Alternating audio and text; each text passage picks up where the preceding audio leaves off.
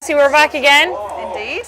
Afternoon session just before the puissance, and we are on to talk about management of these conditions that we spoke about earlier, so your EMS and your Cushing's. So what do you suggest? Absolutely right. So let's just do a really quick little recap on what we spoke about this morning in terms of what is it we're trying to manage with our management and with our nutrition for these cases.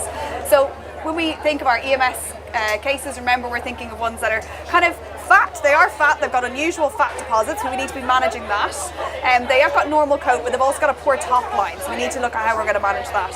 With our Cushing's cases, we have got muscle wastage, so it's really important that we think of our strategies there. They're quite lethargic. We need to think of how we're going to give them a bit of a boost. So these are the kind of things that we're trying to manage with our management of these cases. Okay. So, in terms of our management, I suppose the cornerstone for both of these is our weight management. Now, by weight management, if they've a lot of muscle wastage and they're quite thin, we could be thinking of trying to get condition on them. Equally, if they've got fat deposits and they are overweight or obese, we need to be bringing their weight down. And how are we going to do this? How are we going to bring that weight down? So with that, we're going to be feeding a low sugar, low starch, high fibre diet. Now, Kirsty, I'm sure as our equine nutritional manager, you probably have some tips and tricks around that about how we're going to get that in nutrition. Yeah, so all of your commercial feed companies available will have a feed or a number of feeds that will fit into this category. So there's low starch, but then there's ultra low starch. So you're looking for the ultra low starch. That's the total starches and sugars below 10%. And then your high fibre, so getting your energy from fibre sources and from fats as well. So high fibre, high oil, low sugar, low starch. That's the key for these guys. You know, being able to look at the diet as a whole is really, really important. For example, if you have an obese pony where you can't feed them a huge amount of, volume of calories, but you still want to get all those vitamins, minerals and amino acids in, you have to look at a way of supplementing them, as secondary to the main diet. So being able to have a look at your diet as a complete diet, be it your grass, your hay, your haylage, your hard feed, and knowing exactly what's going in, and then being able to top up on those deficits to make sure they're getting all those micronutrients that they need to be able to really function for the job that you want them to do. Yeah, and we're going to look at that in a minute, some of those specific maybe product recommendations around that. Additionally, what you were talking about, their hay or their forage. So we would want to be looking at potentially soaking our forage to reduce our sugar content. And obviously with that, once we've soaked it, we want to rinse it. Otherwise, you've got, say, the sugary kind of water hanging around. Yeah. And one of the biggest questions I've been having here at the show is what is the difference between soaking and steaming of our hay? So I'll hand over to you there. What's our big differences? Why would we do So our steaming, what we're doing when we're steaming is we're looking at the hygiene of the hay. So we want to make sure that hay is clean and hygienic for the horse to eat. So we're removing the molds, the yeast, the aspergills, the dust, all of that. So that's what steaming does. It takes care of the hygiene portion. Whereas when we're soaking, we're trying to remove the sugars. And as you said, when you're soaking hay, it's really, really important to rinse it off with fresh water. Otherwise, you're doing all this great soaking, which is quite labour intensive. You're taking it out and you're putting it in, but they're essentially have a whole load of sugary water sitting on it. Yeah. So yeah, so you hygiene, think of hygiene for your steaming, whereas these cases really do need to have it soaked. Sure, so something like our Simply Steam, when we're steaming, really that's for respiratory type cases, horses that might have kind of respiratory allergies and things like that. Absolutely, yeah. Cool. The other thing that we know we want to manage with these in terms of what's going in terms of nutrition is we really need to reduce our grazing of lush grass. Our lush grass is going to be really high in our sugars. That's going to be really not going to help when you're trying to get the weight management down. So we want to have them probably on not great grass. We don't want them on really good grass. Yeah. Not completely bare paddocks, but we kind of want something that's a little bit. You don't want them on really bare paddocks where the grass is quite stressed. And then when you do get a flush of growth, you might get high sugar content in it. But kind of, I would always, when I'm out in the yard, I'd say, where's your kind of worst looking paddock, your poor grass? And generally these types of horses do quite well out there because the nutritional value of that grass wouldn't be great. Yeah, so absolutely. Cool. Yeah. Okay, great. And then stepping away from our nutrition side for a second, in terms of both of these conditions, like our Cushing's and our EMS, I suppose there are medication options that your vet may explore with you. So usually if we're looking at our Cushing's cases, our PPID cases, we could be looking at using something like pergolide as medication. And then for EMS, sometimes they would use a human medication called metformin, and they would be options that your vet would explore with you if they are testing for these conditions. So just briefly, Lucy, the testing for these conditions is a blood test, isn't that correct? Absolutely, yes. Yeah. So, your vet would be testing for these conditions. They might test for both, they might test for one of them, depending on the profile of the horse or the pony involved, and they'll be able to then explore medication options based off the back of what that's telling you. Perfect. And having one of these types of horses myself at home, and we use Pergolide on her, it's it's so easy to give them. They'll take it. It's a tablet, all right, but you can hide it in their feed and their little bit of feed that they're getting, so there's no issue getting it into them either. Yeah, exactly. So with these, especially with Pergolide being an equine-specific medication, so it's made from horses, it is that little bit easier to give them. We often find with metformin for EMS, it's a bit more tricky. It is a human medication. You have to give them more of the tablets, and they're not in any way flavored or kind of horse formulated, shall we say. So it can be a little bit trickier, but as I said, it is really useful in certain cases. Super.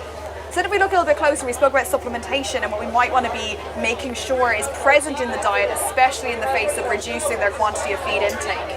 So in terms of supplementation, the sort of things we're looking to supplement are our vitamins, our minerals, our protein and our essential fatty acids. And in particular for EMS, we can look at chromium supplementation. Yes. So I suppose if we start with looking with our more generalistic supplementation for these cases, if they have a slightly restricted diet, what sort of things are we looking at? So, example here, this is our Vivarasan. So you'll keep me right, the Vivarasan is a really nice vitamin and mineral complex. Yeah, I think the best way to describe things like this is they're like liquid balancers, if you like. So everyone will know their balancers that they get from their feed companies, but this is an option in a liquid form. So we use it in multiple different ways. In this instance, we would use it to top up a diet, to give them an adequate levels of vitamins, minerals within the diet. We might use it in a horse that's in hard work to top up to meet the work requirements and things like that. So yeah, so a liquid balancer is probably the best way to put it. Great. And then our tonalite. So it's another one. It's just in a slightly different format. It's in a granule format. So some horses don't like powders, don't like granules. Some horses like liquid. So it's just, we give two options there on that because vitamin mineral supplements are so kind of prevalent and important. It's just nice to give the customer and the horse the option so that there's something for everybody to like and eat and take on board. Yeah, sure, absolutely. And then in terms of our essential fatty acid supplementation, the ketone, I know this has been a real favourite here over the last couple of days. It has. So, feeding in oil is great because oils are fantastic for multiple, reasons. Digestive health, coat health, as an energy source. Okay, so if you can't feed a huge amount of volume to a horse for a reason where you don't want it to put on a load of weight, you have to get your energy from somewhere else. And we will have like eventers, we will have show jumpers, we will even have race horses that we will have to consider other ways of getting energy in. And something like ketone is fantastic because it also contains vitamin E in it as well. And it's very important when you're feeding an oil that you're feeding adequate vitamin E as an antioxidant. So we have to remember these animals that are suffering from these conditions are basically in a state of inflammation. So when you've got an animal in a state of inflammation, we want to have as much antioxidant support going in to neutralise those free radicals and to deal with that inflammation. So being able to give something nutritionally is great. Yeah, brilliant. And one I know we haven't got pictured here, which is great in your cases where they've got muscle wastage, is your myocrescat. So we're looking at an amino acid supplementation. So it's really low volume in terms of how much you're giving. Yeah. It's not got excess sugar in it, so it's not overheating, but it's going to provide all those building blocks for muscles. Absolutely. And support your muscle metabolism as well as and again, it contains vitamin E and L-carnitine. So muscle, to help create muscle, but the big thing about muscle is if they're not doing anything, they're not going to create muscle either, they have to be in work. But then also great for muscle function as well. So absolutely, great. And then my favourite, which I always love, is the crossulin, which is kind of more specific for our EMS cases. So what we have in crossulin is ingredients that are naturally high in chromium. So chromium, it's an element on the periodic table. You can't just go and buy a bucket of chromium and put it into a horse because number one, it's illegal, but secondly, it's not going to be absorbed very well. So what we need to use are ingredients that are naturally high in chromium. What we know from chromium, and especially in human studies, is that it's helping with slight appetite suppression, so it's curbing excess appetite, and it's also helping with insulin regulation, which is really important in these cases. You've also got your kind of L-carnitine vitamin E in this, so it's going to help with your muscle mass. and especially in the face of weight loss. And it's also got additional herbal ingredients which are helping with your blood flow to the feet, which, as we know, these cases are extremely prone to having laminitis, have extreme risk of this. It's going to help with that blood flow, which is, as we spoke about this morning, is how we believe there's a mechanism there in the reduction of blood flow to the feet. Super. So a really, really solid little product, really nice product for any horses or ponies that are experiencing EMS. 100%. And we've spoken about your ponies with EMS or your horses that are in work with EMS, but it's also important to remember that a lot of our brood mares suffer from it, and even some of our breeding stallions as well.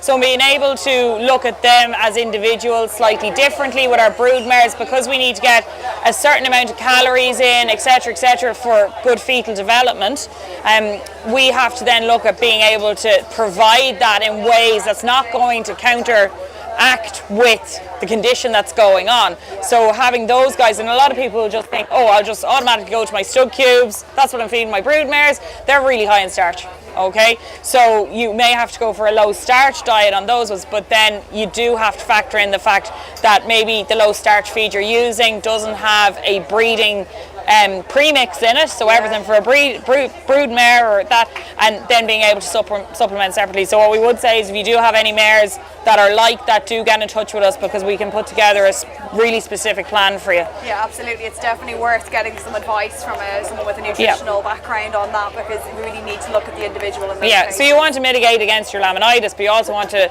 optimize your fertility in those cases. Yeah, absolutely, absolutely. And if they're laying down fat in unusual places, we want to make sure that that's not going to affect any of their, say, the birthing process, for example. So absolutely. Really, really important. Yeah. Brilliant. Great. Okay. Well, thanks for that, Kirsty. I think we've covered a lot in the last few minutes. minutes. Done a lot. And hopefully it's given people some tips and tricks for managing these cases. Super. Thanks, Lucy. See you later.